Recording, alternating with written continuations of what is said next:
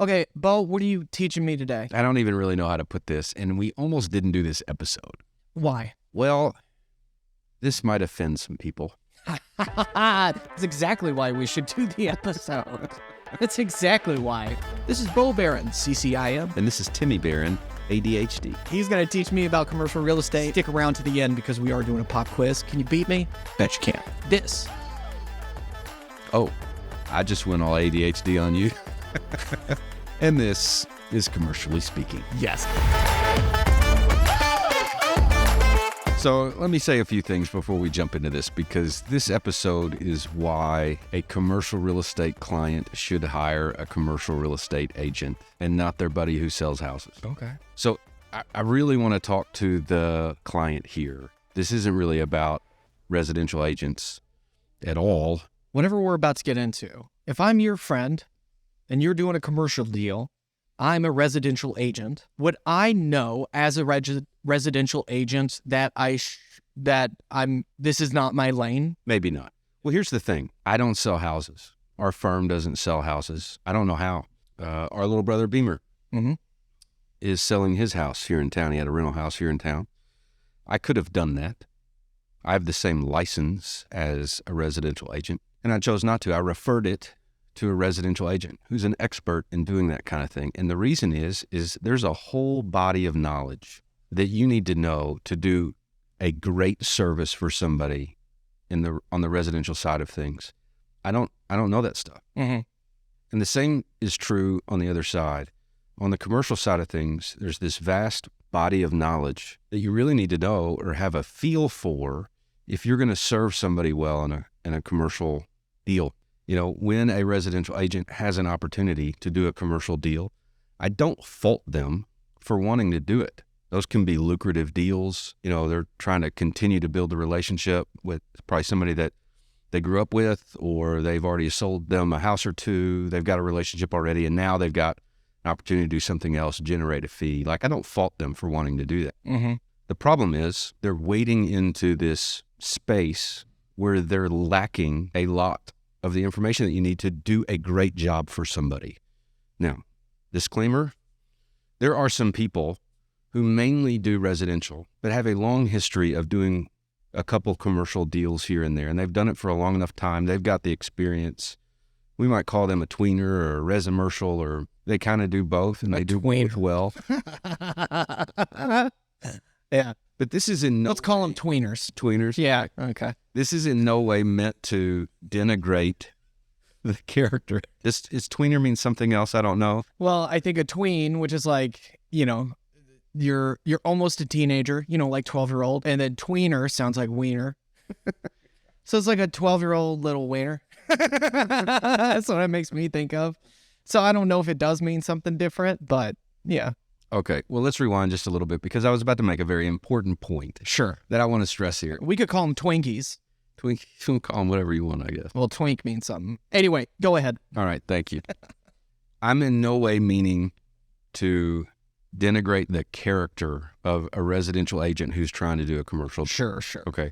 What I'm trying to communicate here is, for the client who's considering doing a commercial deal, if you're going to have your residential agent help you do it, there are some things you need to be aware of, okay? Because most of the time, if somebody is really good at selling houses and they haven't done lots of commercial deals, they're just missing some information, just like it would be in the reverse. If I tried to sell our little brother's house, like, I would have done him a disservice. There's just too much I don't know. For the rest of this episode, I want to share some horror stories of some things that can happen and kind of tie them to some missing pieces of that body of knowledge that some residential agents probably don't know. Right. And why would they? Right. And so this could help a residential agent. That's what I was thinking. Fill in the gap a little bit.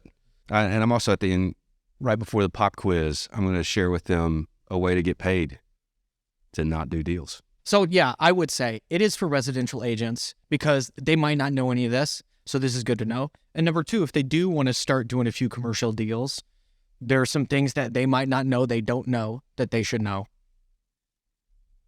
But mainly, this is for someone who's wanting to do a commercial deal. Look, I want to talk to the person here that owns a building, needs it sold, needs to buy something, and give them enough information where they can make a good choice. I'm not suggesting even that it's us But there's a lot of reasons why you would want somebody who specializes in commercial real estate to help you do a commercial deal. What are those? One is zoning. When you think about the residential side, houses are built in neighborhoods, and zoning is almost never an issue. It's almost always an issue with commercial real estate. You can't put anything anywhere. There are parts of town that you can do an industrial type deal. Anywhere else, they won't let you do it. It's not zoned correctly. So zoning is an issue. Another issue is just market knowledge. And here I'm talking about, what are the rental rates that you should get? And I've got a horrifying story to tell about that here in a minute. Story time. Story time. Almost story time. Another thing kind of related to zoning is when there is a change of use. That's the term. It can trigger things that you may be surprised by. Okay. I've been surprised before, and most people haven't heard of the change of use stuff. And then there's also just lease language issues. If you're buying a building to use it, an owner-user type deal, you're going to own the building and you're going to put your business in there or whatever. No real lease in place. But for everything else, there's a lease in place. And you got to negotiate that lease. And there's all kinds of crazy lease terms. We got to do an episode in the future just on crazy lease terms. Lease language is a big issue, just negotiating the lease in the first place. Like cap rates?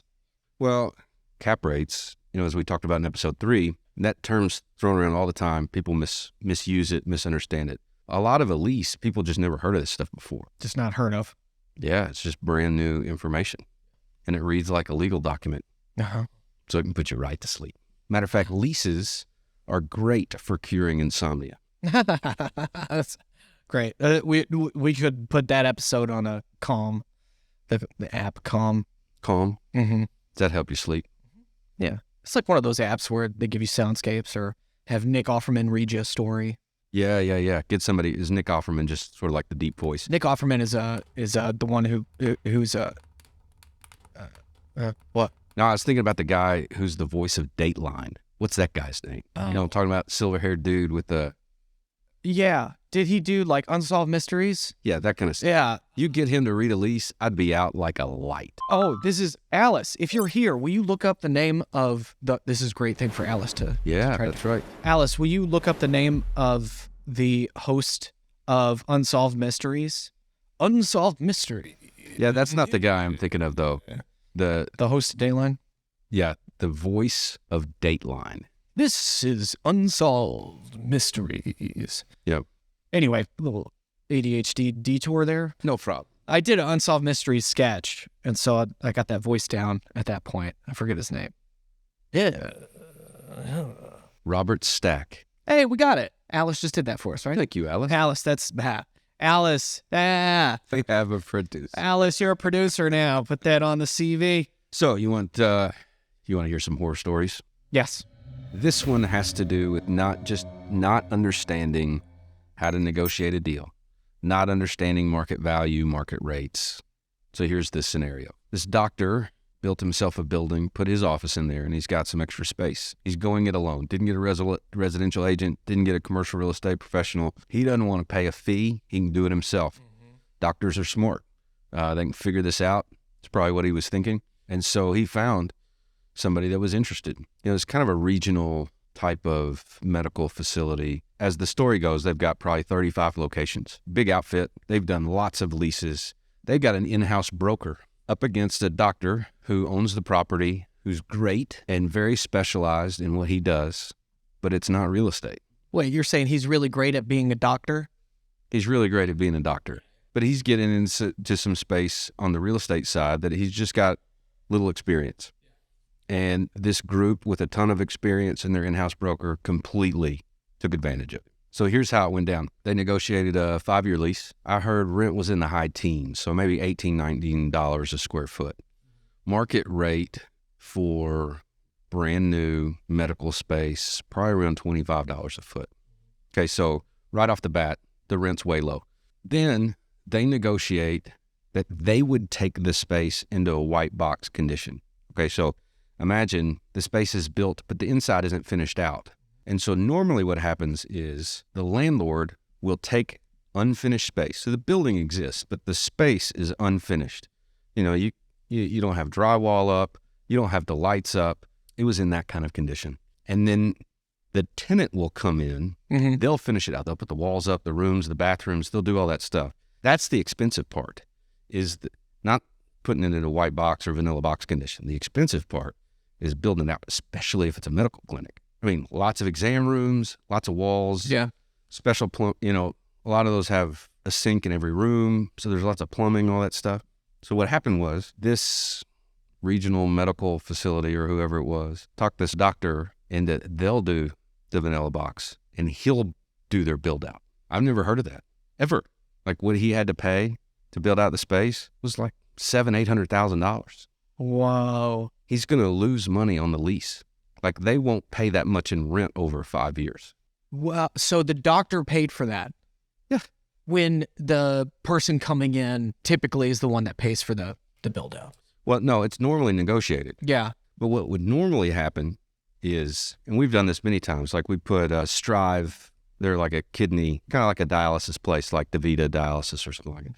We put them in to a property that we represent. They wanted the owner to build out the space for them, and he offered to essentially do it, and they would pay him back spread out over the term of the lease. Okay. So he gets that money back. So it's like extra rent every payment.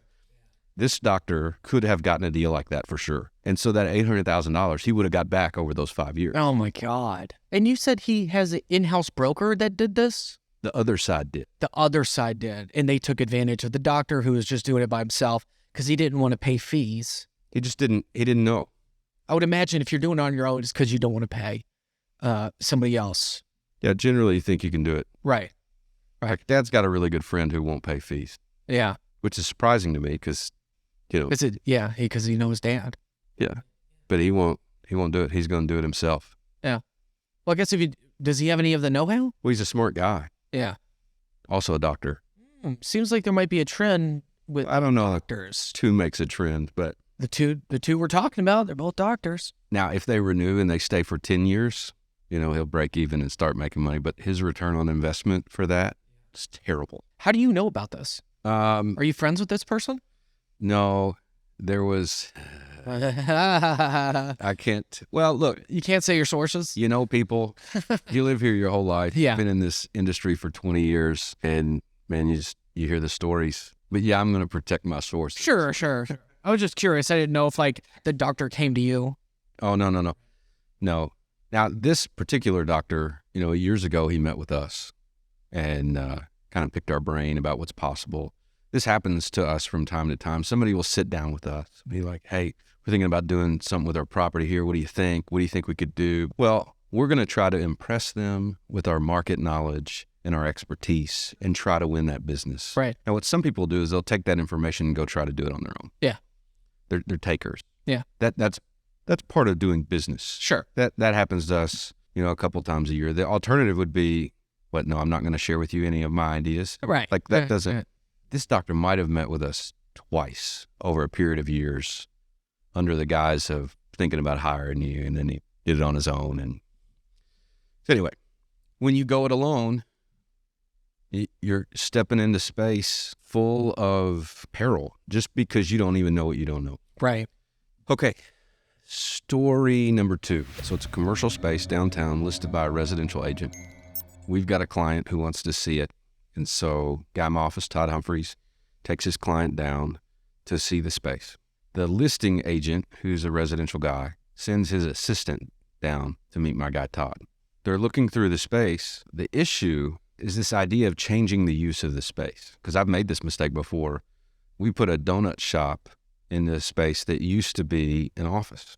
We did the lease. Everything's a done deal. And found out that because we were changing the use of the space from office to assembly, it triggered updates to the building code. And because this is a multi-story building, there was going to have to be some fire suppression work done to it, $100,000. It wasn't an issue with the zoning. It was because we changed the use of the property. All of a sudden, we got surprised. And it got to the point where the tenant we put in there couldn't use the space as they intended. And so they had to buy out of the lease. Wow. It was a bad deal. Yeah. Now, luckily, that store found another location that's working great for them, and they're killing it. But they went, okay, so they went in with the residential. No. This is a deal we did 2 years ago. And this change of use thing surprised us. I'd never heard of it before then. And so fast forward to a couple weeks ago, Todd is in a space with his client. They will be changing the use. It'll be going from like office to a salon kind of space. Yeah.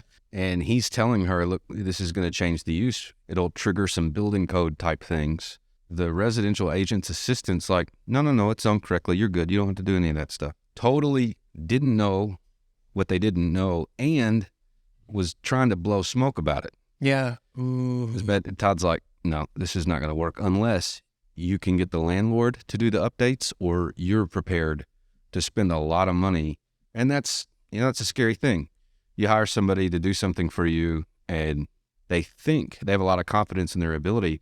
They don't know what they don't know. That could have really, really hurt our client. Is it possible that real estate assistant already looked into that? The response just didn't even, we were talking change of use. They were talking like zoning. Yeah. It's like, gotcha. Yeah, it's a whole different, right. Now, it's key to mention at this point that I'm talking about Owensboro, Kentucky. It's going to be different in Chicago. It's going to be different in Houston. I don't know why I brought up Houston. Houston doesn't really have zoning. Oh. It's one of the only cities that doesn't really have zoning. Wow. It's a crazy place. But also it's per city. Like it's not even like state. And that's my point. It's local. But when we start talking about building codes, the state decides what the building codes are, and then the local planning and zonings or whatever they're called in whatever city you're talking about, it's their responsibility to administer those building codes. So sometimes people will go in and try to do something and they'll get really mad at planning and zoning because the building codes say, you have to do this. Yeah. And it makes no sense. I'll give you an example. Okay. I built a climate-controlled self-storage building here a couple years ago. They made me insulate it like it was an office building. That makes no sense. But that's the building code. And planning and zoning are local folks that administer the building code. They have no say. It's handed to them. They have to administer it. Yeah. A lot of people get mad at our local folks, and it's not a... Is it? Yeah. They have nothing to do with it. Right. They're just the messenger. Yeah. Planning and zoning is on a city level. It is here. But zoning... It's generally on a local level. Like the cities get to decide themselves what their zoning is going to be. And then, building code, that's just per state. Yeah, I see what you're doing here. What? You're preparing for the pop quiz. Yeah. Yeah, okay. All right. Going back to the other with the doctor, right? Wanted to negotiate, do this thing on his own. Didn't know what he didn't know, so he got the bad end of the stick because he didn't have a real estate agent or a broker. Broker and an agent are two different things. Every company needs a broker, and they're responsible for the agents. Okay. So if you see an office of 30 people, there's going to be at least one broker. And if you see one of these 30 agents go get their broker's license, you're like, I bet they're about to split off. Yeah. Start their own thing. A lot of times that's kind of how it goes down. Yeah, okay. Okay, cool. We just call everybody a broker, but that's not technically true. I remember talking that in the very first one. That was, I think, the first, I thought, dumb question I had was, what's a broker? What's a broker? I don't know. I know Dad's a broker, but anyway, so what I wanted to bounce off you is, as an actor, I have an agent. I'm with my second agency now. They're kind of a gatekeeper between myself and the casting directors that don't do open calls, right? You kind of need an agent to get into those rooms. Being who I am, I don't like that I need somebody else to get into that room. I'd like to garner that relationship and have them just reach out to me, right? Not saying I don't like my agent. No, I hear you. You would rather have agency over your own future outcomes. Yes. So you're not a socialist. Yes. Great. Okay. Good to know. All right. Yes. Yeah. Yes, I'm not a socialist. Yeah. What I just wanted to bounce off you was just doesn't seem like there's a way to do this without an agent. The only person I know that is in that position is Bill Murray. Like he's got a voicemail set up that people can call and he can check it and whatever. Right. But that probably wasn't true his entire career. Yeah. I've garnered there's several auditions that I've gotten without my previous agent because of going to casting director workshops or them seeing my content that I've been putting out. Just being proactive. Yeah, I'm always thinking about, like, don't like what's going on behind closed doors that I have, like, the agent doesn't talk to us much about what happened. It's just like, here's the deal, here's the offer. You know, it's not like I'm telling the agent all this or whatever, but that's just, anyway. You did just put it on the podcast, though. I did. I don't think it's secret either. So why'd you switch agencies? He would call, be really excited, and return my calls if it revolved around money. But if I'm like, hey, I just met with Jen Houston, you know, I'm going to do my solo show in New York in a couple weeks. There's Jessica Daniels and Jen Houston, 2 casting directors. Can you reach out to them and, you know, invite them to come to the show? Can we set something up like this? And I'd hear nothing. So here I am, not reaching out myself, because I think it's better to go through your agent. So it just got to a point where I was like I just did not have a good gut feeling that this guy was on the phone fighting for me for certain rules. Yeah, had some heated conversations with him. And so the second guy, I'm assuming guy. Well, the first one was a guy. They're women. My agents right now are women. And so you're happy with them? I'm happy with them, yeah. And by comparison, they probably look pretty great. They look pretty good. We had this happen to us this week where we went for a listing against one of our competitors in town. And in this case, they went with the other folks. That listing ran out. They weren't happy. They switched over to us. A lot of times I like being the second one in. Sometimes when we get beat, it's because our competitors think that the property might be worth more, or in this case, they discounted their fee, which we won't do. In fact, we're the most expensive. Yeah. On purpose. Yeah. And I think our results back that up, but we're not the discount brokerage. So in this case, they went with the cheaper option, didn't work out. Now they're back with us. And by comparison, we have the opportunity to potentially look even better than if they started with us. You know, that'll come online next week, and we'll get to lease that space up.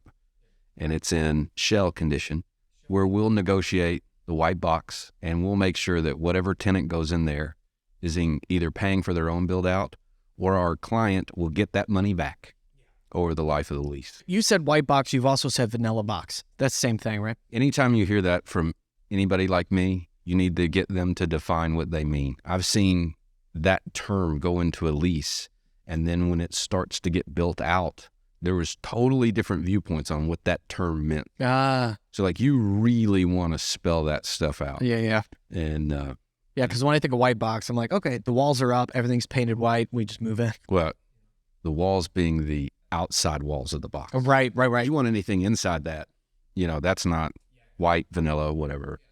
Anyway, define the terms. Yeah. Big deal. Because I could see how white box and shell, but people could think that was the same thing. It's not when I say it, at least. It might be when somebody else says. Commercial real estate's terrible like that. People use the same terms. They mean different stuff that you really have to make sure that everybody's on the same. Well, that's why I'm here. Yeah. That's why I'm here. So let me tell you another story. Okay. We had a local church. They were leasing the space that they were in. They wanted to buy land and build. They were experiencing growth, and they flirted around with us for a little bit, and then they ended up using one of the agents in their congregation, which makes a ton of sense. Okay. But this person was a residential agent, and he helped them buy 10 acres in a great location. Everything looked really good until they went to try to build something, and they found out that the master plan, right? Master plan is a term used for how a city will get developed out. And it might get updated every 5, 7, 10 years. Oh, gotcha. Who knows how often. But the master plan said that a road's going to go through those 10 acres. And whoever developed the property, the city will say, yeah, you can develop that there. You just got to put our road through. They'll make the developer build the road. Oh. That size road could easily be $1 million. Oh, wow. So not only would it be expensive to do the road. Sorry to cut you off. They wouldn't pay they wouldn't pay the church for the land to build the road because it was already in the master plan. They should have looked it up. If they were there and then they decided in the master plan, we're going to do this here, but we got to pay, whoever owns that property for that property. Yeah. So if the church already owned the land and the city decided that they wanted a road to go through there, they would have to, I just lost the term, Compensate? eminent domain. Oh. They could condemn the land, essentially, take it, compensate the church, and build their road. People have no say in it, really, but they're fairly compensated based on market rates. And there's generally arguments and appraisals and sometimes lawsuits over the value of what they should be compensated, but the city or the state or whatever has already taken the land. Land is gone. You're just fighting over how much after. That's eminent domain. Yeah. In this case, though, this wasn't that. This was, there's going to be a road there when this gets developed. It was already in the pipeline. It was a lot like the pipeline. Yeah, yeah. Right. But in this case, it's called a master plan, and they should have gone and looked at the master plan. Yeah. And they would have known going in. That information was sitting right down there, downtown. And the residential agent, through no fault of his own, really, just didn't know to go look. Yeah. And they bought something they couldn't use. Because not only was it expensive to put the road in, but it divided the property in half. Oh. And so, like, you're going to have the church over here and half the church over there. Right. Where you got to cross the road to get to big church. And whoever buys it, they either need to find somebody in the same situation where they don't disclose, hey, you're going to have to put a road through, which would be really bad form. Especially for the church. It'd be very un-Christ-like. And yeah, Sometimes you're in a pickle. they overpaid for something that they end up can't use. And it's not that sellable either. Yeah, because of that, right? Because of the master plan. Not because of the master plan, because they didn't pay attention to the master plan. Right, right. But it's going to be harder to sell because of they are now stuck with something that they know about the master plan. Yep. Yeah. And it's just really ironic that it's a church. It's the master plan. Yeah, I didn't even think about that.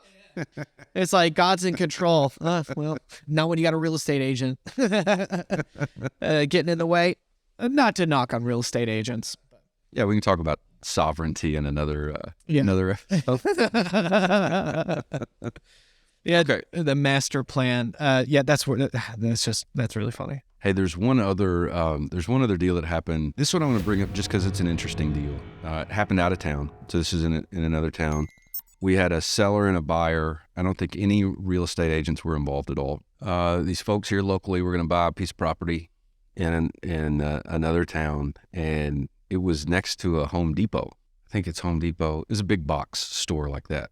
Big box, by the way, is a real estate term that talks about the big box stores. Like Hobby Lobby. Hobby Lobby, Menards, Lowe's, Walmart, Target, Best Buy. Those are they're big stinking boxes, right? Yeah. That's a big box store. A lot of these big box stores do not want gyms next to them. Why? Can I guess? I'm asking. Yeah. Why would a big box store not want a gym next to them? It stinks. Nope. No. Now, do you normally see big box stores next to other big box stores? No, I mean, they're typically on their own. Like when I think of Walmart, Sam's Club, Hobby Lobby's in a strip, but... They are standalone buildings, but like they're next to other... Oh, gotcha. Just retailers want to be where people are coming anyway. Right. They want the people around them to also attract people so that they can make more sales. So why would a retailer not want a gym next to them? Well, because people are going to work out, they shower, they leave. They're not going to shop.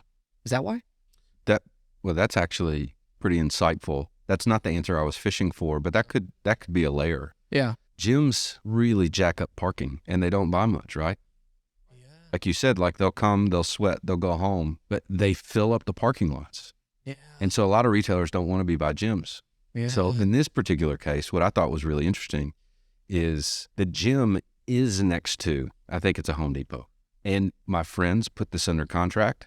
When they did the title search, they found a deed restriction that evidently Home Depot owned that property and they sold it off to be developed. There's a deed restriction against gyms, and it's been a gym for 15 years. My friends are buying it and are going to continue the gym. And it's like, do we just act like we didn't see that? Right. Has Home Depot essentially consented to waiving that deed restriction because they've allowed it for 15 years? Right. So my buddy calls me and he's like, what do we do here? I was like, call an attorney. I've never heard of that before. I mean, I've heard of deed restrictions, but I've never heard of Home Depot not saying anything. Like allowing it by ignoring it, essentially. Right. So deed restrictions, you generally don't have to deal with that when you're doing residential real estate. And on the commercial side, not just zoning, not just change of use, not just dealing with leases and negotiating things where you just don't know what normal is, let alone know what the market rents are. You also could have deed restrictions or faulty titles, or it's just this big box of information that if you're a residential realtor, there's no reason for you to know this stuff. Right. Because look, I've got the same license as a residential agent. They've got the same license as me. There's nothing that says they can't do it. It's just not a good idea. There's landmines that you can step in that can really hurt your client. Yeah. So here's my offer to any residential agent who cares enough about their clients to refer them, whether it's us or anybody else who specializes in commercial real estate, refer those people. Just like I did with our little brother's house. Yeah. I could have sold it myself. I've got the same license as a residential agent. It's just not a good idea for Beamer. Yeah. Like, I wouldn't serve him well. Because you can miss something that you didn't know you're... Yeah, they got to do all these disclosures and all this stuff. Like, we don't have to do that on the commercial side. Like, Plus, it's boring. it is to me. Yeah. You know, some people love this stuff. Yeah. Oh, it is so boring to me. It really is. But it's not my thing. But I would have done Beamer a disservice. So I referred that business, and I'm going to get a referral fee for saying no to the opportunity. And I don't know any commercial agent here in town that wouldn't accept a referral fee from a residential agent. I'm working 2 of these right now where residential agents said, look, I'm working with this person. I'm out of my depth here. Would you be willing to pay a referral fee and help them accomplish what they're trying to accomplish? I'm happy. I'm sure every commercial agent here in town is happy to take that kind of referral and pay the residential agent a referral fee to not do the deal. And so everybody wins. The client is served best, and that's the most important thing. And they rightly should be compensated for that. Right. That's what I would suggest is the path forward. And it's exactly what we do in the reverse. You know, we don't sell houses. We refer them to people who are great at selling houses. Yeah. Because we care about the client. Right. That's right. not what we do. Yeah. Is it it seems like if I'm a residential agent, it seems like if I got the opportunity for a commercial deal, that would be a bit of a pay bump. Yeah. Generally, commercial deals are going to be bigger. And so, yeah, it would be enticing. Just kind of calculating the commission in your head. Just do great work. Yeah. And I'm happy to pay for great work. A full fee for great work. It's so worth it. Do you know what I was thinking? Because I've had this on my mind since our first episode where you're talking about self-storage, right? You're talking about on paper, just didn't really work out. But it looks like the demand is going to be there, blah, blah, blah.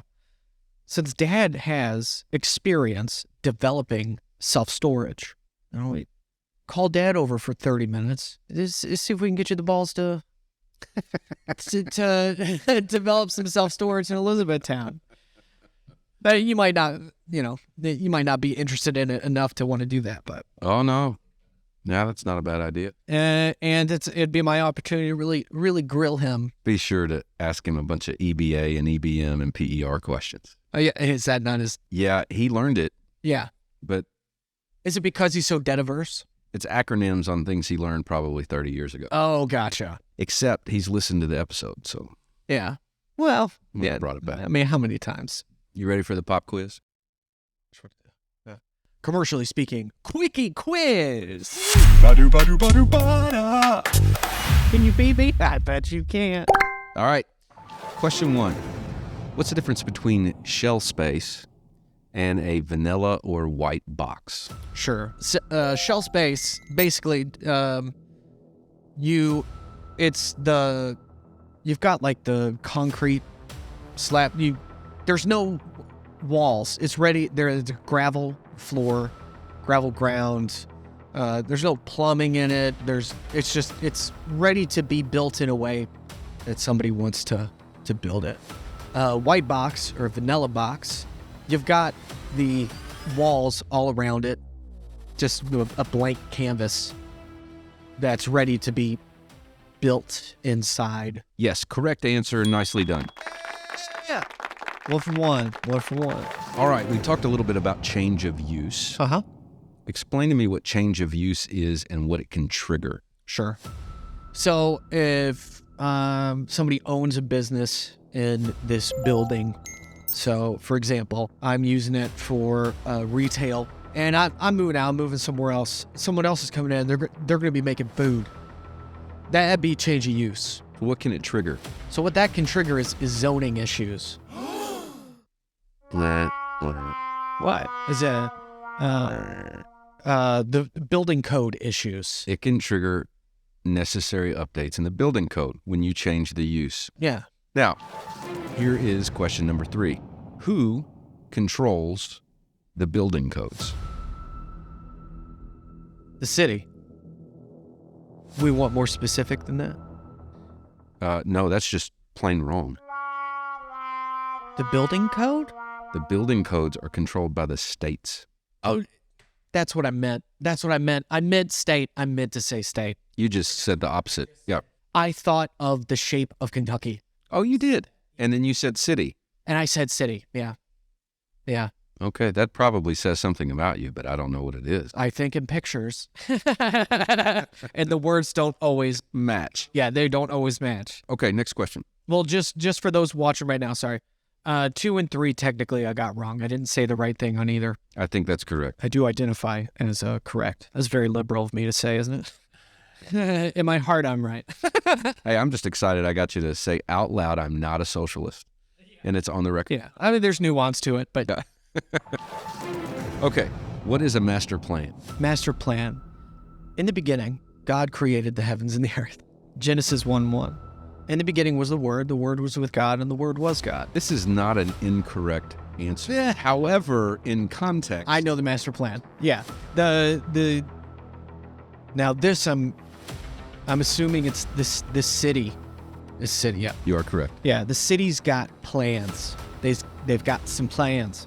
So they might have some things down the pipeline of the development of the city.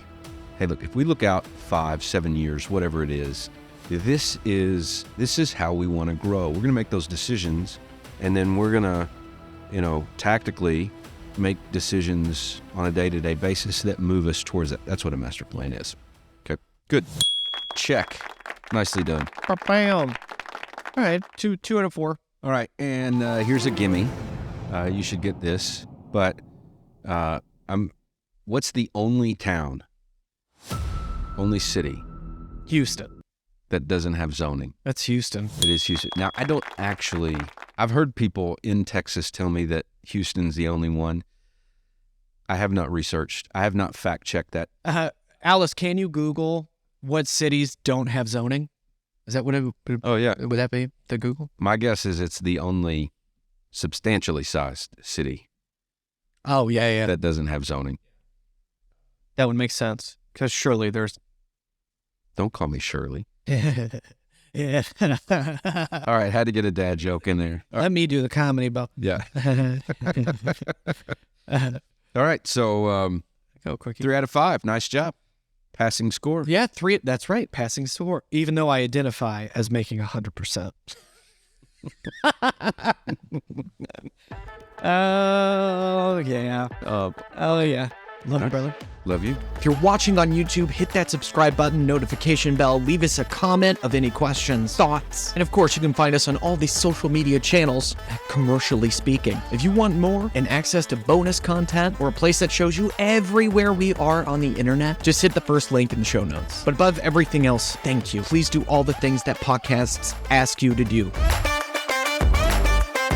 Is that it? Or are we doing a follow-up today? Only Houston, she said. Oh, it's only Houston. Only Houston. Alice, this is great. Yeah, I love having you be able to answer our questions. I love it too. Alice, you're a producer now.